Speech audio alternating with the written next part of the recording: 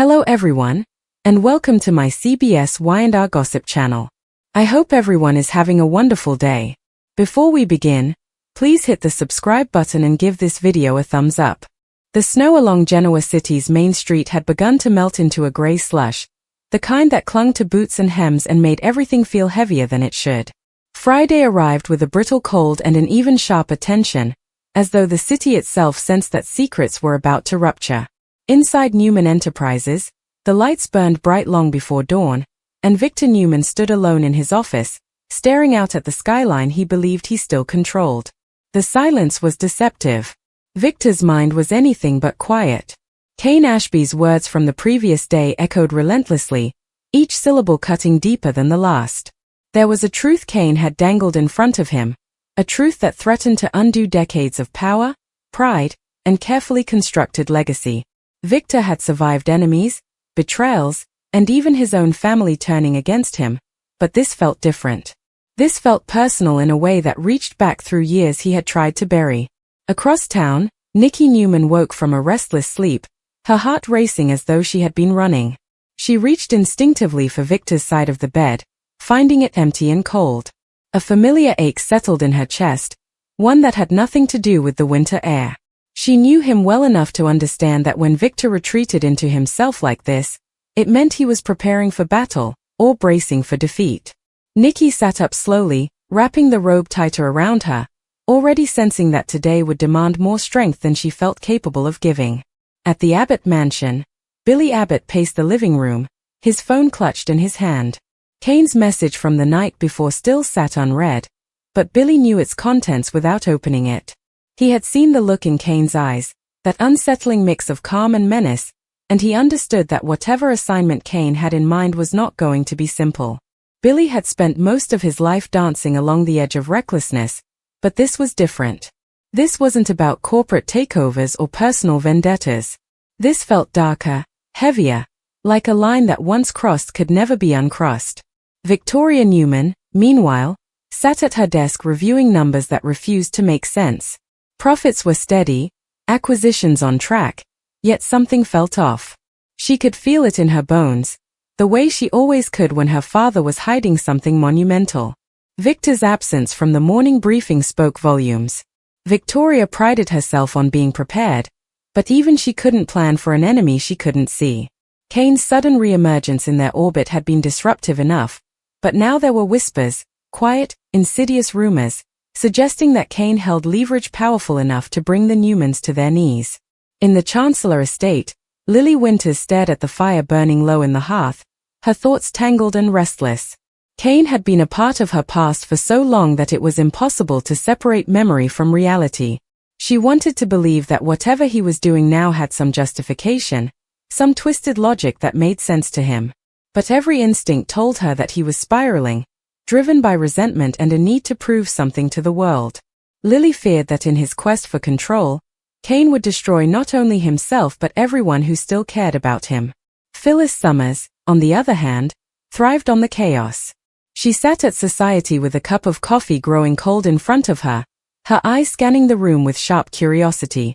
Phyllis had overheard enough hushed conversations and half-finished sentences to know that something explosive was coming.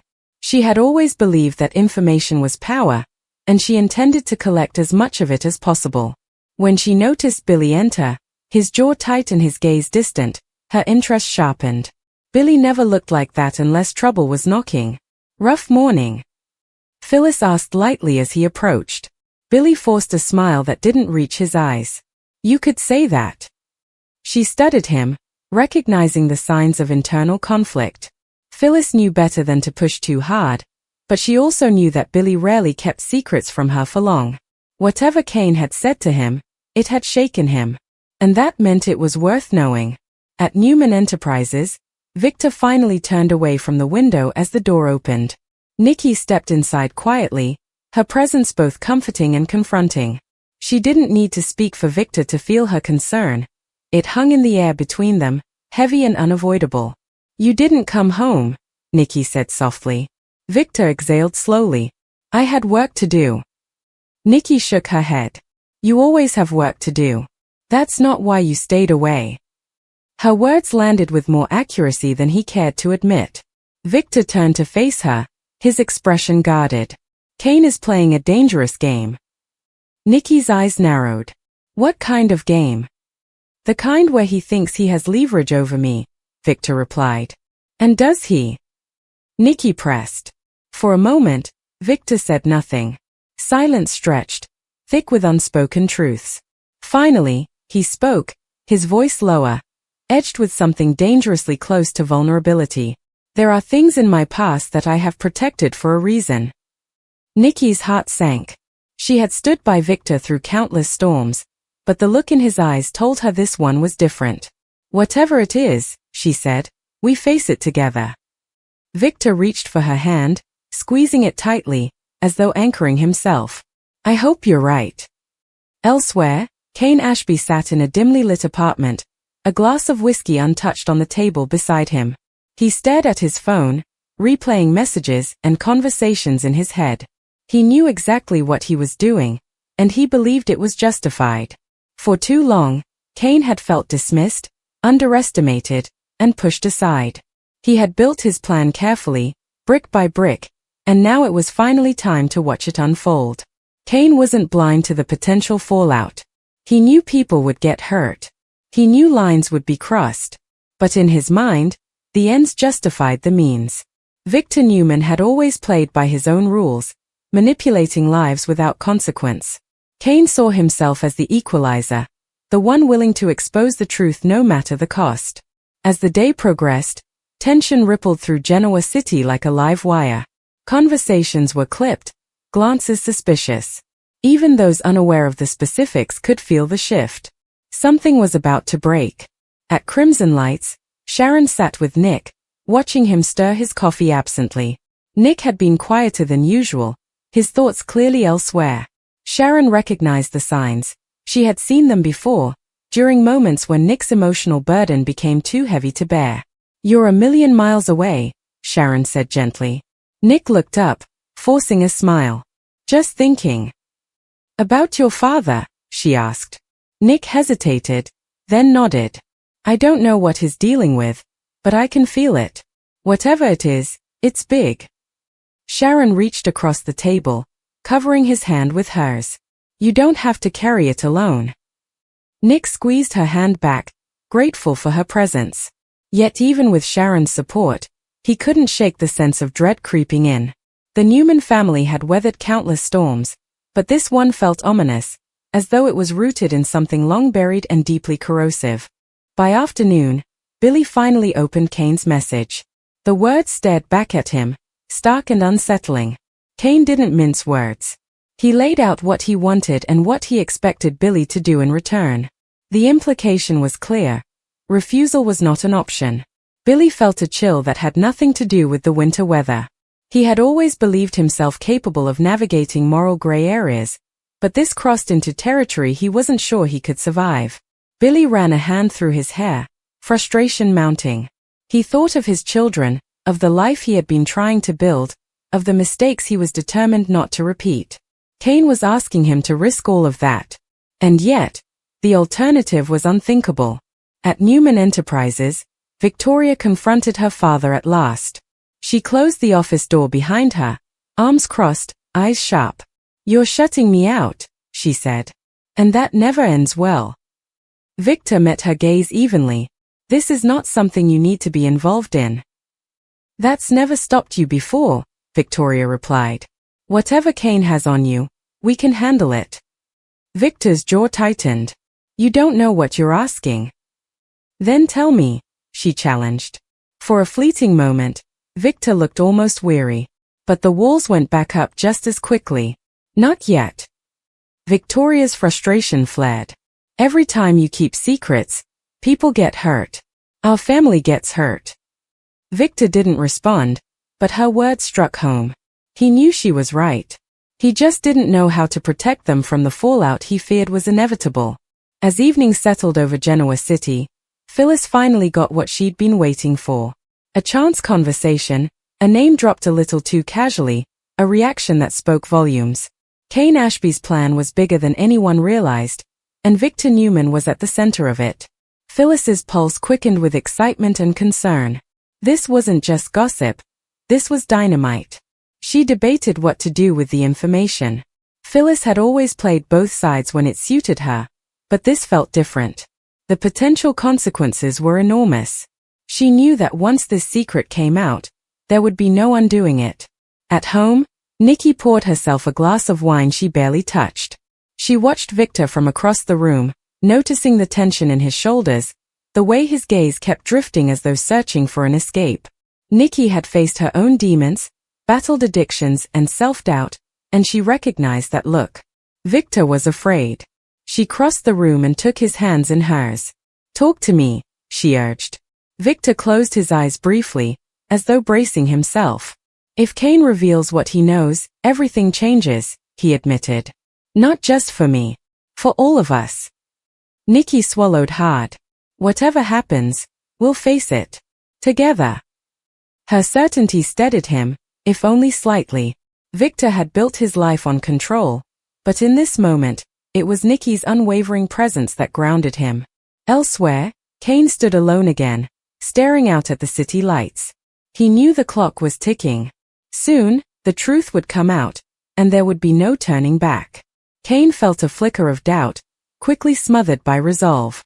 He had come too far to stop now. As Friday drew to a close, Genoa City held its breath.